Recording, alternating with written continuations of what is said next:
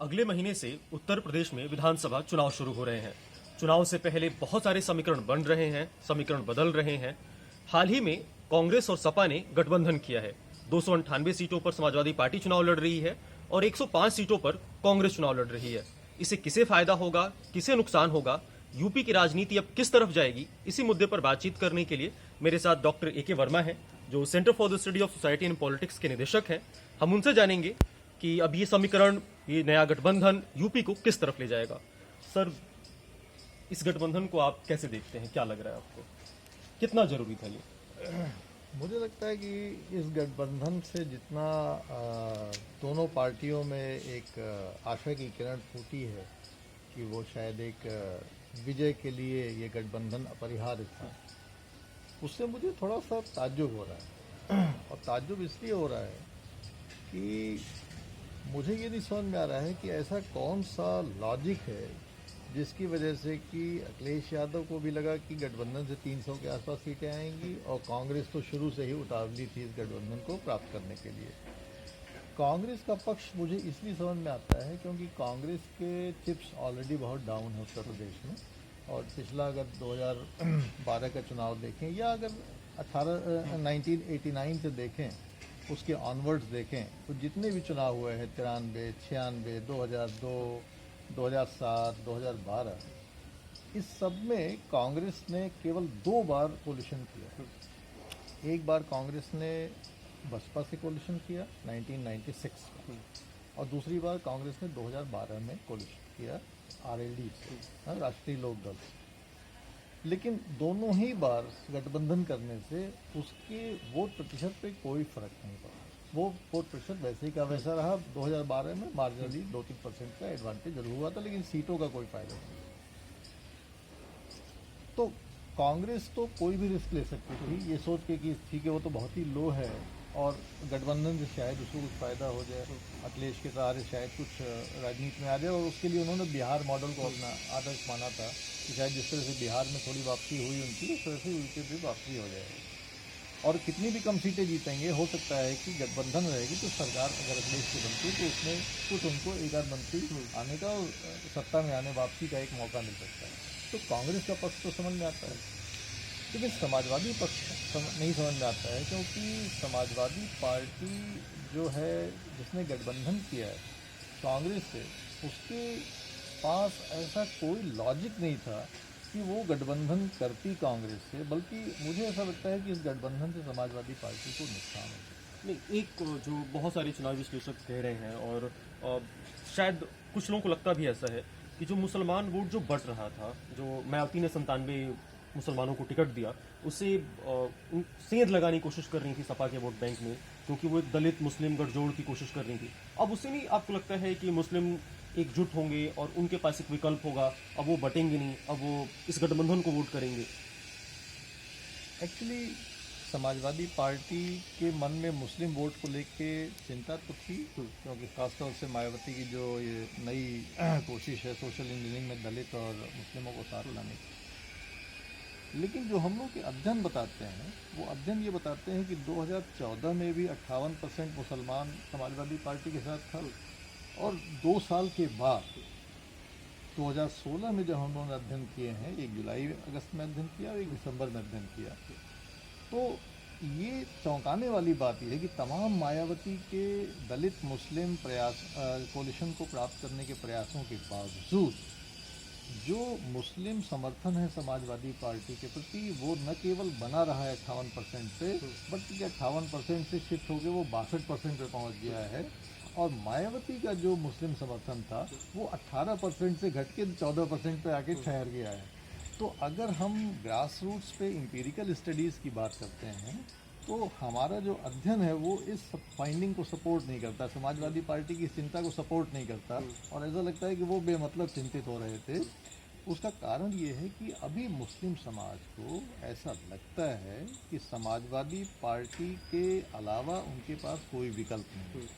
और अगर मायावती ने गठबंधन किया भी होता मुस्लिमों से, तो भी अभी इस बात की संभावना कम से कम इस चुनाव में नहीं थी, क्योंकि मुस्लिम मतदाता वोट देते समय इस बात को बड़ी शिद्दत से एनालाइज करेगा कि सत्ता में आने की संभावना है कि नहीं। केवल एक गठबंधन से कुछ फायदा नहीं होता है। तो अगर उसको लगेगा कि समाजवादी पार्टी जिस तरह से मजबूत हुई है, हाँ, जब विवाद चल रहा था तब थोड़ी उसके मन में उहापोह थी, लेकिन अब जब समाजवादी पार्टी में अखिलेश का एक छत्र राज्य हो गया था तो उसके मन में किसी प्रकार का कोई उहापोह नहीं था, और वो अगर नहीं भी गठबंधन होता तो भी वो समाजवादी पार्टी के साथ खड़ा दिखाई देता। अच्छा, ऐसा होता है जैसे मायावती के जो वोटर हैं बहुत लॉयल होते हैं, क्योंकि जो क्या कांग्रेस और समाजवादी पार्टी के वोटर भी उतने ही लॉयल हैं कि एक दूसरे विधानसभा सीटों पर वो एक दूसरे को वोट पूरी तरह से ट्रांसफर हो जाएंगे? पंकज, ये बहुत ही अच्छा सवाल है, और ये प्रश्न मुझे बराबर एजिटेट कर रहा है कि आखिरकार गठबंधन जो किया गया उसके पीछे अंडरलाइंग एजम्पशन क्या है।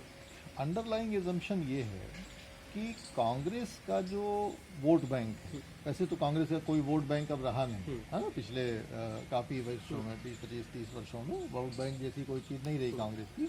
लेकिन हाँ, कांग्रेस का मुस्लिम वोट मतदाता 20% के आसपास अभी भी 20% मुस्लिम कांग्रेस को, 18 से 20% मुस्लिम कांग्रेस को वोट देता है।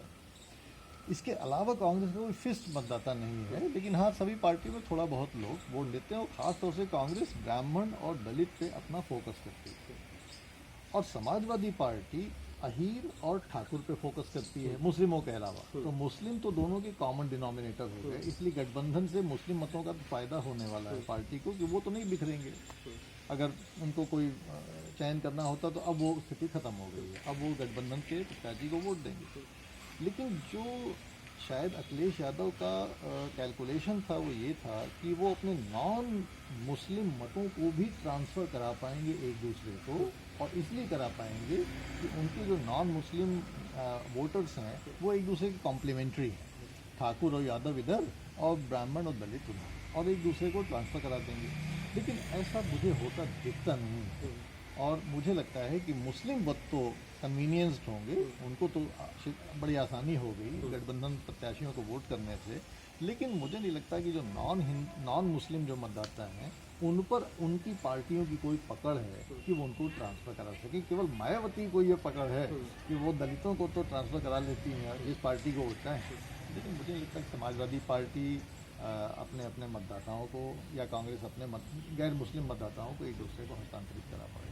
अच्छा, इन दोनों पार्टियों के गठबंधन से खैर इन्हें तो फायदा नुकसान जो भी होगा, लेकिन इस गठबंधन से नुकसान किसको हुआ है? क्या भाजपा, जो अभी हम मान रहे थे कि रेस में है, दिसंबर तक हमें ऐसा लग रहा था, जो हमारा फील्ड में अनुभव रहा या जो लोग फील्ड में गए, अब आपको लगता है कि भाजपा रेस से बाहर हो गई है और सपा और कांग्रेस जीत रही है, ऐसा कुछ कहा सकता है क्या इस गठबंधन के बाद?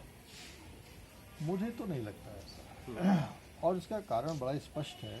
इसका कारण स्पष्ट ये है कि जो समाजवादी पार्टी के जो 105 लोग चुनाव नहीं लड़ पाए अपने अपने निर्वाचन क्षेत्रों में, तो वो एक पार्टी के लिए चुनौती बनेगी, और पार्टी ये नहीं मान के चल सकती कि साहब वो पार्टी के हित में काम करेंगे और कांग्रेस के लिए वो ट्रांसफ़र कराएंगे। उसका कारण ये है कि वो 105 लोग, जहां समाजवादी पार्टी चुनाव नहीं लड़ेगी, कांग्रेस की प्रत्याशी चुनाव लड़ेंगे, वहाँ समाजवादी पार्टी के जो लोग हैं उनका तो कैरियर, पॉलिटिकल कैरियर ख़त्म हो गया।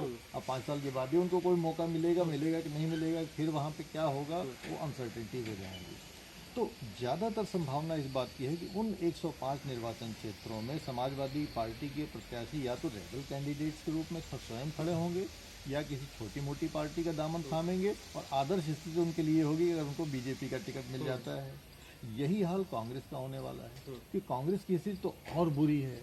1996 में जब इन्होंने बसपा से पहली बार समझौता किया था, तो वो कांग्रेस की गिरावट की शुरुआत हो गई थी, क्योंकि कांग्रेस का उस समय जो जनाधार था वो उन निर्वाचन क्षेत्रों में खत्म हो गया, जो लगभग 200-300 निर्वाचन क्षेत्रों में जहाँ पे बसपा चुनाव लड़ी थी, तब से हर निर्वाचन क्षेत्र में कांग्रेस की स्थिति बद से बदतर हुई है। और इस बार अगर कांग्रेस केवल 105 निर्वाचन क्षेत्रों में चुनाव लड़ती है और 298 लगभग निर्वाचन क्षेत्रों में चुनाव नहीं लड़ती है, तो मुझे लगता है कि जो भी थोड़ा बहुत फ्रेजाइल ऑर्गेनाइजेशनल स्ट्रक्चर कांग्रेस का बचा हुआ है 298 क्षेत्रों में, वो पूरी तरह से नेस्त नाबूद हो जाएगा। वहाँ कोई कांग्रेस का नाम लेवा नहीं बचेगा, और इसका खामियाजा कांग्रेस को लोकसभा के जो 2019 के चुनाव होने वाले हैं उसमें बहुत बुरी तरह से भुगतना पड़ेगा। मतलब कुल मिला के कहा सकता है कि इस गठबंधन से सपा को भी नुकसान है और कांग्रेस को भी मुझे नुकसान। ऐसा पंकज लगता है कि इसीलिए मैं बहुत ही चिंतित हूँ इस बात से कि इन लोगों ने अपना एजम्पशन इतना जो फ्लॉड लॉजिक है इसको समझने की क्यों नहीं कोशिश की। ये मुझे लगता है कि ये बहुत, अगर देखा जाए तो लॉजिक भी फ्लॉड है, अर्थमेटिकली भी ये बहुत ही वीक है, और पॉलिटिकली बहुत शॉर्ट साइटेड एक अप्रोच इसमें मुझे लगता है। Thank you sir. मेरे साथ है डॉक्टर ए.के. वर्मा, जो centre for the study of society and politics के निदेशक हैं, और हम उनसे कांग्रेस सपा गठबंधन में बात कर रहे थे। उनकी राय थी कि इस गठबंधन से दोनों को कुछ खास फायदा होने वाला नहीं है। हाँ, भविष्य में नुकसान जरूर है। अगर आप भी उत्तर प्रदेश के हैं या उत्तर प्रदेश की राजनीति पर आप भी रुचि रखते हैं, तो आपको क्या लग रहा है, इस गठबंधन से किसे फायदा होगा, किसे नुकसान होगा? अपनी राय कमेंट बॉक्स में जरूर दीजिए।